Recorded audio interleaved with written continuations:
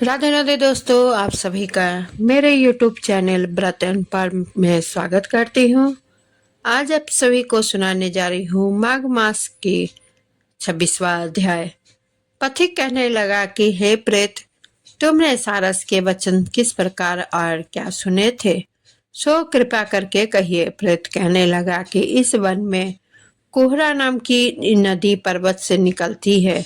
मैं घूमता घूमता उस नदी के किनारे पहुंचा और थकावट दूर करने के लिए वहां पर ठहर गया। उसी समय लाल मुख और तीखे दांतों वाला एक बड़ा हरी वृक्ष से उतरकर जल्दी से वहां पर आया जहां एक सारस सोया हुआ था। उस चंचल हरी ने कई एक पंछियों को देखकर उस सोए हुए सारस को दृढ़ता से पैरों से पकड़ लिया और तो उस सब पंछी उड़कर वहां से चले गए, परंतु सारसी भयभीत होकर विलाप करती हुई वहीं पर रुक गई। नींद के दूर होने तथा भय से नेत्र खोलकर सारस ने हरि को देखा और मधुर वाणी से कहने लगा, हे हरि, तुम बिना अपराध मुझको क्यों दुख देते हो? इस संसार में राजा भी केवल अपराधियों को ही दंड देता है। तुम्हारे जैसे श्रेष्ठ प्राणी किसी को पीड़ा नहीं देते। हम अहिंसक और दूसरे के कर्मों को नहीं देखते। जल की काई खाने वाले, आकाश में उड़ने वाले, वन में रहने वाले, अपने स्त्री से प्रेम करने वाले, दूसरों की स्त्री को त्यागने वाले, दूसरों की बुराई से दूर रहने वाले, चोरी ना करने वाले, बूढ़ों की संगति में से वर्जित, किसी को कष्ट न देने वाले, सो इस प्रकार मुझ निरपराधी को हे हरि छोड़ दो। मैं तुम्हारे पहले जन्म के वृतांत जानता हूँ। यह वचन सुनकर वह हरि उसको छोड़कर दूर बैठ गया और कहने लगा कि तुम मेरे पूर्व जन्म के वृतांत को कैसे जानते हो? तुम अज्ञानी पंछी हो और मैं वन में घूमने वाला हूँ। सारस कहने लगा कि मैं अपनी जाति की स्मृति के बल से तुम्हारे पूर्व जन्म का सब वृतांत जानता हूँ। तुम पूर्व जन्म में भी विंध्य पर्वत के राजा थे और मैं तुम्हारे कुल का पूज्य पुरोहित था। तुम राजा होकर अपनी प्रजा को पीड़ा दिया करते थे। विवेकहीन, तुमने बहुत सा धन इकट्ठा किया, सो हे हरि, प्रजा के पीड़न रूपी अग्नि की ज्वाला से तुम पहले ही तप चुके हो। पहले तुम कुंभी पाक नरक में गिराए गए। तुम्हारे के शरीर को नरक में 3000 वर्ष बीत गए। फिर नरक से निकालकर बचे हुए पापों के कारण इस हरि की योनि में और मुझको मारना चाहते हो। पूर्व जन्म में तुमने ब्राह्मण के बाग से लूटकर बलपूर्वक फल खाए थे। उसका यह भयंकर फल हुआ कि तुम हरि और वनवासी हुए। प्राणी अश्वमेष में अवश्यमेव अपने किए हुए कर्मों को भोगता है। इसको देवता भी नहीं हटा सकते। इस प्रकार मैं सारस का जन्म लेकर भी अज्ञान से मोहित नहीं हुआ। इतनी कथा कहकर हरि कहने लगा कि यदि ठीक ही जानते हो तो बताओ, तुम पक्षी कैसे हुए?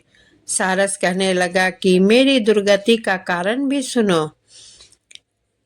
तुमने नर्मदा नदी के किनारे पर सूर्य ग्रहण के समय बहुत से ब्राह्मणों के निमित्त और ढेर अन्न के दान किए थे। मैंने पुरोहिताई के मद से थोड़ा सा ब्राह्मणों को दिया और बाकी सब मैं आप हर ले गया।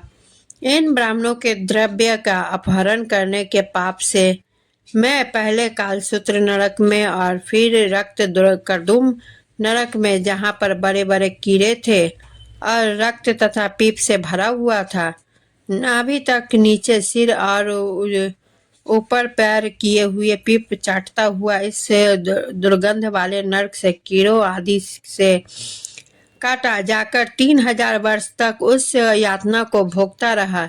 मैं नरक के दुख का वर्णन नहीं कर सकता। फिर नरक की यातना से मुक्त होकर यह सारस का जन्म पाया, क्योंकि पूर्व जन्म में मैं अपनी बहन के घर से कांसे का बर्तन चुराया था, उसको मैंने एक जुआरी को दे दिया। इसी से मैं सारस योनि में आया। यह मेरी स्त्री पिछले जन्म में ब्राह्मणी थी। इसने भी कांसे की चोरी की थी, फिर इसी से यह मेरी स्त्री और सारसी हुई। यह सब मैंने तुमसे कर्म फल कहा। अब भविष्य की बात भी सुनो। अब मैं, तुम और यह मेरी स्त्री भी हंस बनोगे, हंस होंगे और कामरूप देश में सुख से निवास करेंगे। फिर इसके पश्चात मोर योनि में और फिर जाकर दुर्लभ मनुष्य योनि को प्राप्त होंगे। इसे मनुष्य पाप और पुण्य दोनों ही कर सकता है।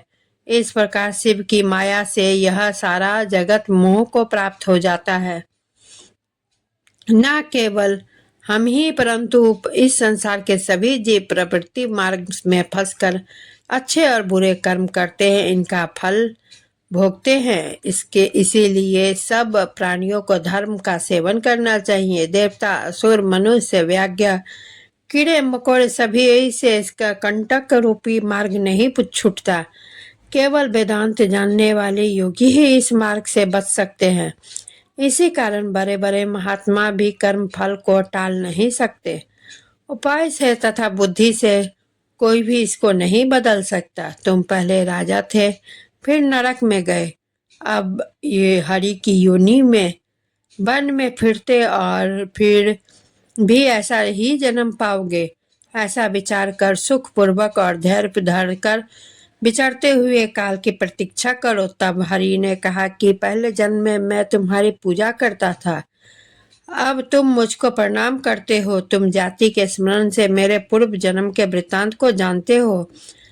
सुख पूर्वक रहो, तुम्हारा कल्याण हो। तुम्हारे वचनों को सुनकर मैं मोह रहित होकर वन में विचरूंगा। प्रेत कहने लगा कि हे पथिक, मैंने नदी के तट पर हरि और सारस का यह संवाद तुम्हें सुनाया, तब मुझको बोध हुआ और मोह तथा शोक का नाश हुआ।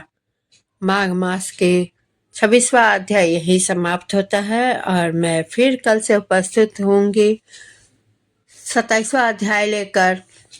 और मेरे वीडियो आप लोगों को अच्छी लगी हो तो लाइक सब्सक्राइब करें, कमेंट जरूर करें और चैनल को सब्सक्राइब करना ना भूलें। इसी के साथ मैं विदा लेती हूँ। धन्यवाद।